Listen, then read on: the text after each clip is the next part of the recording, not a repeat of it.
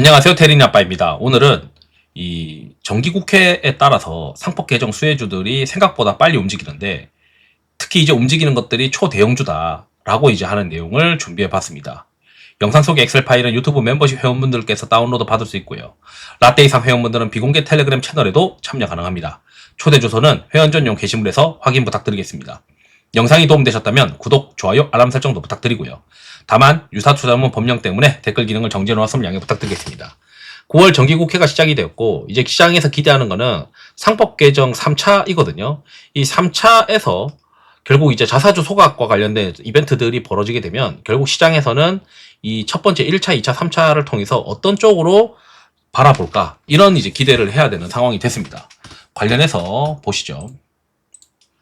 우선 제가 지금 바라보고 있는 종목들은 일단 개정상법과 관련해서 지금 이제 우리가 아시다시피 1차에 3%로 강화되고 2차에서 대규모 상장사라는 게 이제 그 자산총액 2조 이상이죠. 그래서 집중투표제와 감사위원 분리선출이 됐어요. 그 다음 이제 3차에서는 이제 자사주 소각이거든요.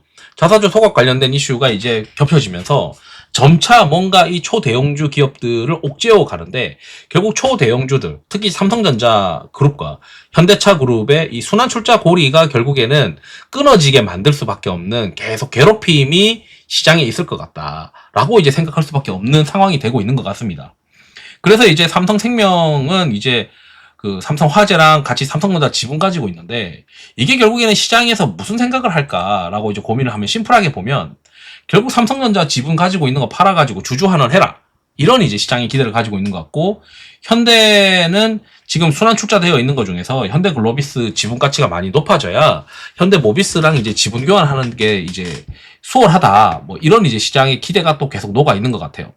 그래서 지금 상반기에는 아시다시피 상법 개정이라는 게 중소형주나 지주사들 이런 게 다 영향이 있을 거라고 생각하고 주가가 움직였지만 지금은 어떤 상황이냐면 이게 대규모 상장사라고 지금 표현이 되어 있잖아요. 그렇기 때문에 초대형주들 중에서 이 지배구조 개편과 관련된 종목들을 최우선으로 선택해야 되는 겁니다.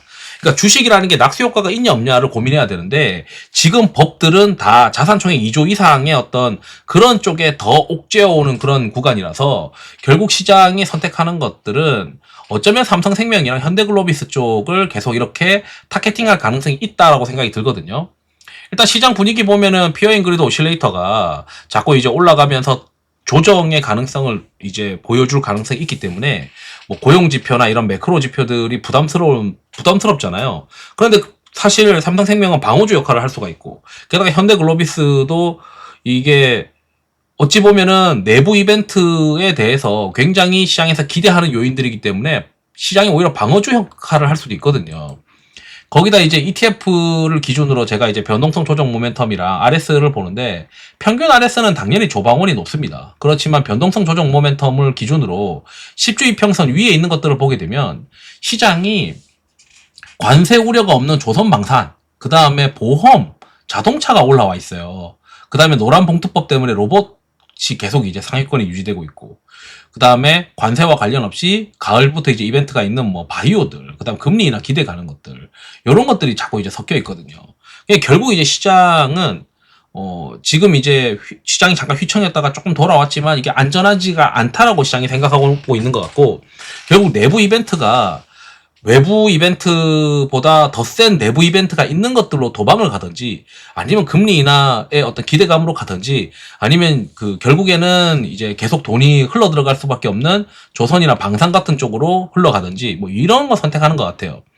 그래서 이제 상대 강도를 기준으로 저는 이제 당일 이제 있었던 수급을 기준으로 RS도 뽑아보고 또는 변동성 조정 모멘텀도 뽑아보는데 이런 코드들을 다 멤버십 회원분들한테 드리고 있습니다. 근데 이제 잘 이거를 활용하시기가 어려워서 그런지 제가 텔레그램에다 계속 올려드리고 있거든요. 비공개 텔레그램에다.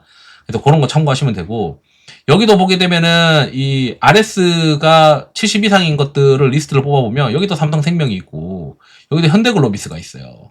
그래서 여기도 이제 변동성 조정 모멘텀을 보게 되면 최상위권에 현대글로비스와 삼성생명이 변동성이 낮으면서 우상향하는 종목으로 지금 들어가 있는 거예요.